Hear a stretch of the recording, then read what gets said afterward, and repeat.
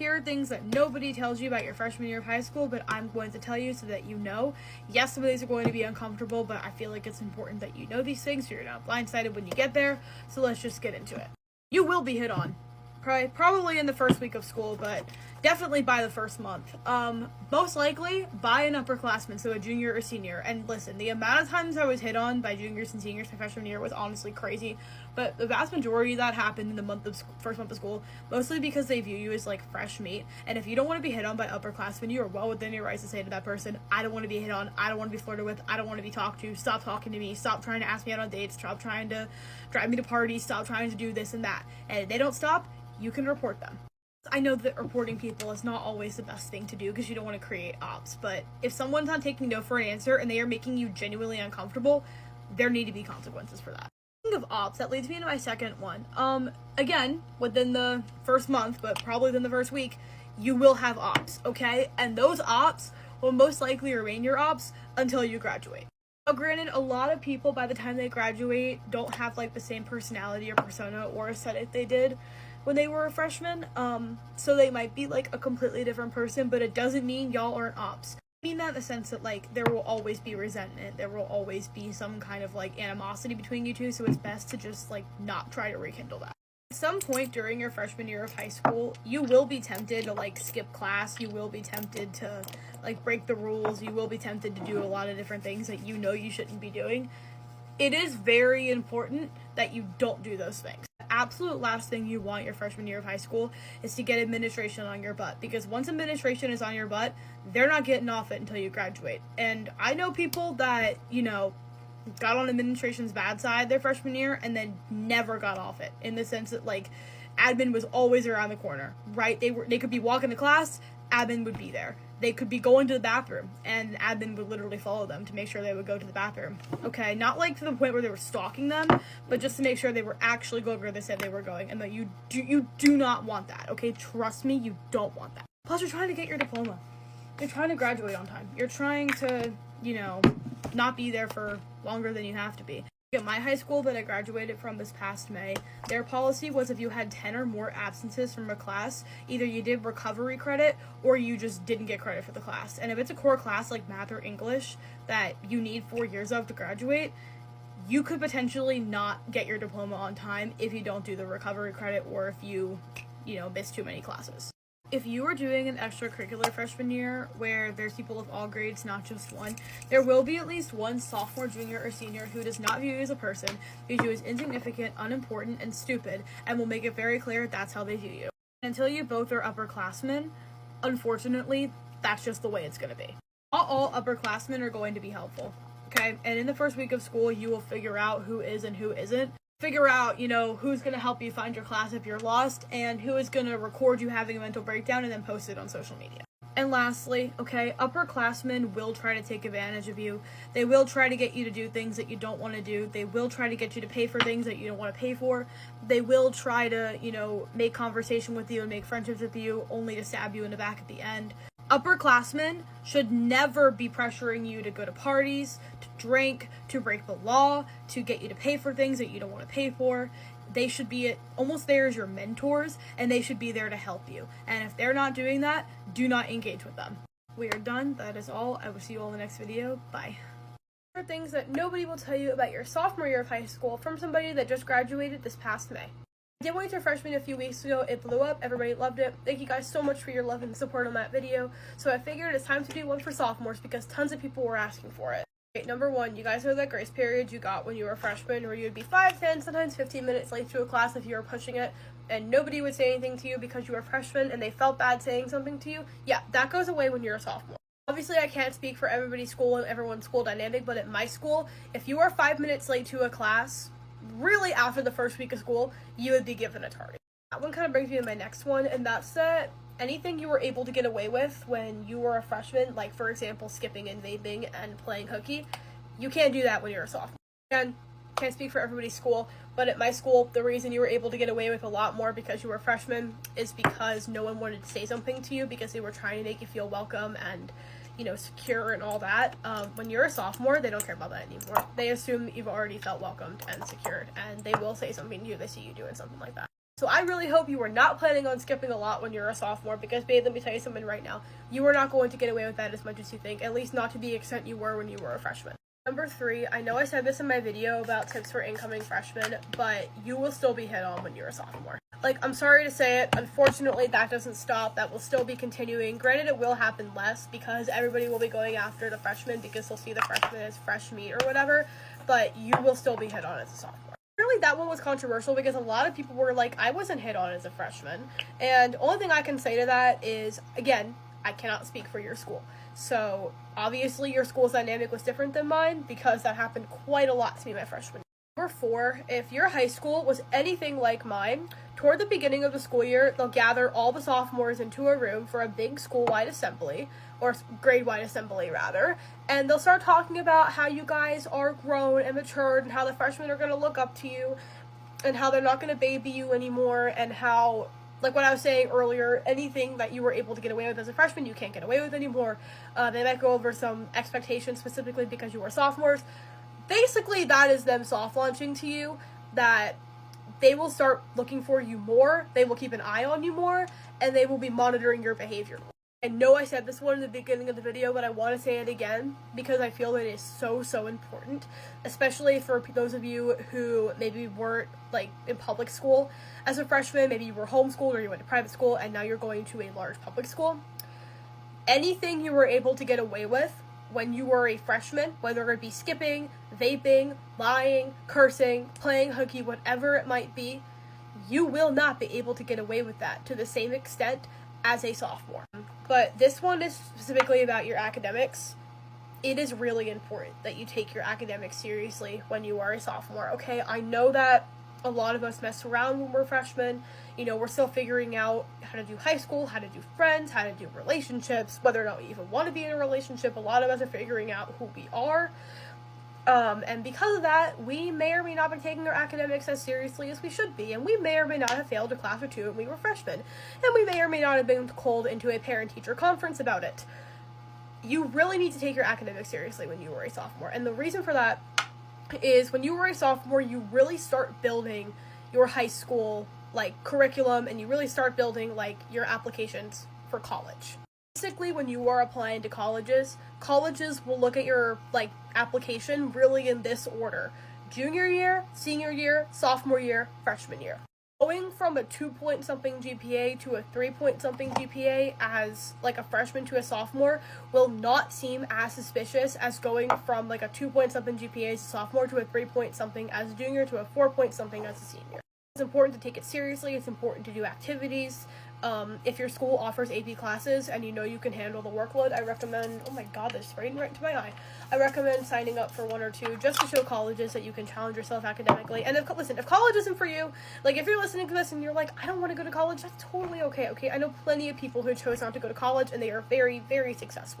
I put a few more in the comments because I know this one was very academics heavy, so I apologize about that, but I feel academics are very important as a sophomore. But that is all. I will see you all in the next video. Bye. Tips for incoming juniors, and I will have a video out for seniors by the end of this week, so if you're a senior, don't worry, your video is going to be next. So, you made it this far. You're officially a junior in high school, which also means you are officially an upperclassman, and you think that's great, right? It's not. And that has nothing to do with you, like, as a person, okay? It's just, they call junior year hell year for a reason. And one of the main reasons junior year is called that, you know, why the emphasis is put on junior year and not any of the other years, is because that college process starts much sooner than you think, and it starts the second you walk into your first period class, the start of junior year. Everybody is competing with each other, everyone is trying to get the grade, everyone is trying to get their teachers to like them so that they'll get letters of recommendation at the end of the year. If you're smart, you would have already buttered up your teachers from freshman and sophomore year, but that's a whole other video for a whole other time. And I can make a video specifically about letters of recommendation, like how I got mine, who I asked, you know, what it got me later on in the school year if you guys want. But point is, everyone is competing with each other, so you have to make sure that you are on top of your academics, your deadlines, everything. The correlation between your junior year and the workload that you choose to take on, you know, AP, dual enrollment, honors classes, is much stronger than you think. And I mean that in the sense that most people I know from my school who got into top colleges. Like, I'm talking like Ivies, UVA, Carnegie Mellon, William and Mary, a lot of prestigious schools like out of the country.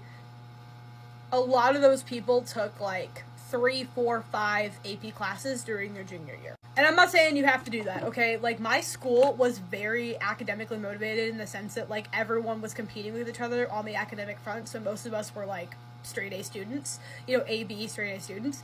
But what I'm saying is if you're the type of student that wants to take those classes, you should take more during your junior year. As far as, like, SAT prep work goes, what's the other one? Oh, the ACT. I didn't take the ACT, but I know it's basically the equivalent. That prep work starts a lot sooner than you think. Doesn't have to be a lot, okay? You don't have to, you know, study for hours every day, but like 30 minutes on reading and writing and 30 minutes on math a day, you know, and starting that now, assuming you take the SAT in like March or April, that will make a big difference. There's so much more academic advice I could give upcoming juniors, but if I wanted to focus solely on academic advice, we would be here all day. So we're just going to move on to the next category. Okay, letters of recommendation, because I know that a vast majority of people watching this video right now are planning to go to college or some kind of like post-high school education, right? Whether it be a technical school, a trade school. I know there's some like elite programs or elite internships that require letters of rec. So if you are looking to get a good letter of recommendation, preferably from one of your AP or honors and dual enrollment teachers, it is imperative that you start that process now. And I don't mean, you know, go into your teacher's classroom on the first day of school and be like, hey, can you write me a letter of recommendation for college or trade school or like whatever it is, like, you know, before the first bell even rings. So what I mean is stay on top of your work. Be nice to your teachers.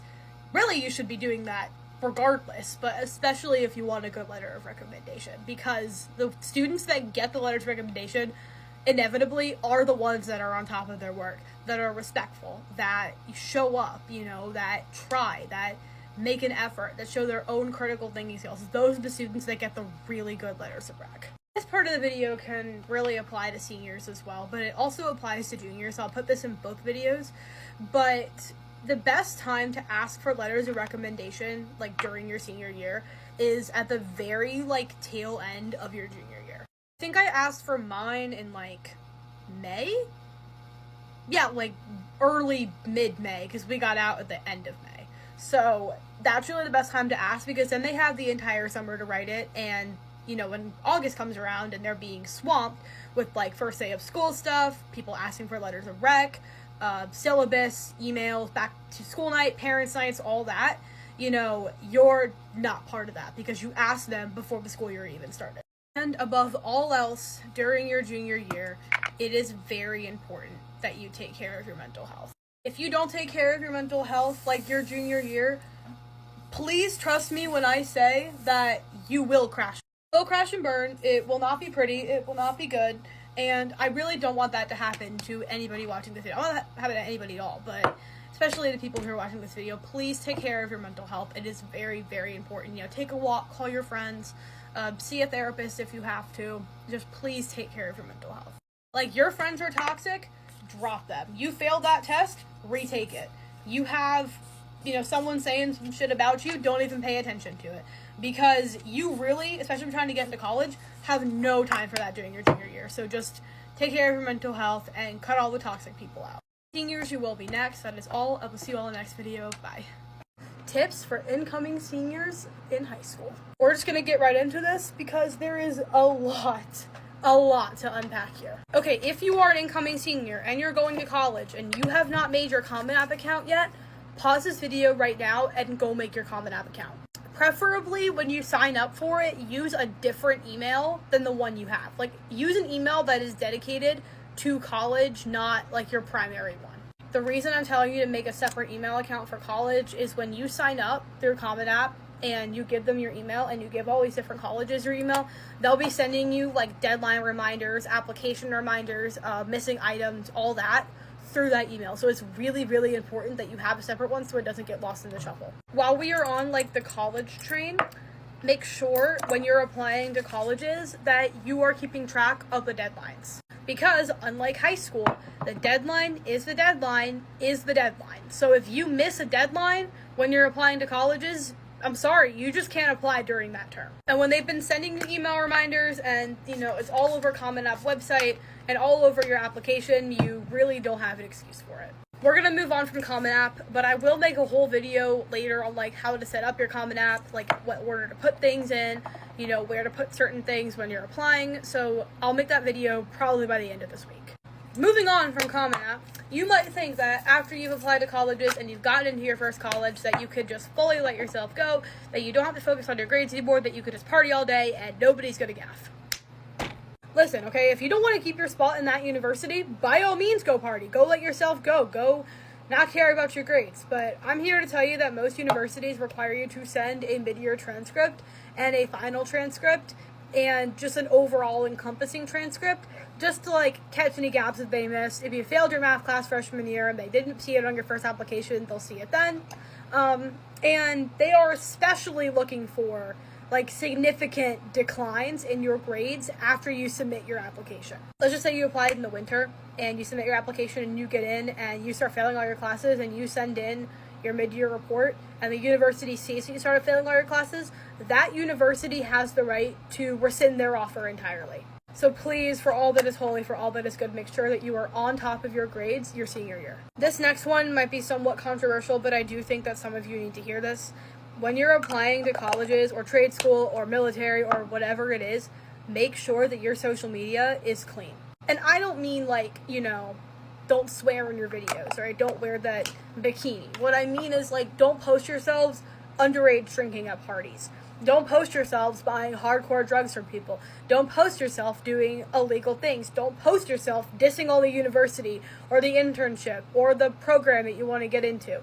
There are real stories of people posting those things and the university, the program, the company checking their social media, finding that, and then rescinding their scholarships, rescinding their offers, or rescinding their admission entirely. They've already committed to the university and they've already put down their deposit and their admission gets rescinded, all because it's something they posted on social media. As far as letters of rec go, if a teacher has committed to writing you a letter of rec, the expectation is that they will write that letter for you. So make sure that you're following up, make sure that you're making sure they're submitting it correctly, because the absolute last thing you want is for your entire application to fall apart and for you to get, rejected from the university, all because a teacher didn't do it correctly or just didn't do it at all. Just in general, make sure that you are surrounding yourself with people who are helping you. Make sure that you are on top of your things and make sure that you are prioritizing the things that you care about. So if that's college, make sure you're on top of those deadlines. If that's trade school or technical school, make sure you're on top of learning that skill. If that's the military, make sure that you're focused on keeping your application clean and keeping your social media clean, because the military will reject you if they see that you are posting incriminating things on social media. So make sure that you're prioritizing the things that you care about. And listen, okay, if you're thinking about taking a gap year or just going straight into the workforce, that is totally okay, right? I feel like there's this idea that if you don't go to college, you're doomed. And that is not true, right? Do I think that you should have some form of income and be independent? Absolutely. But that doesn't mean you have to go to college, right? If, you go through this entire process or you watch this whole video and you're like, hey, college just isn't for me, that is totally okay. Right, you can go straight into the workforce. You can go straight into, traveling the world if you want to. Just make sure that you are working toward a path of being independent. But at the end of the day, it is totally okay if you don't go to college. I know plenty of people who don't have college degrees that ended up being very successful. That is all. I will see you all in the next video. Bye.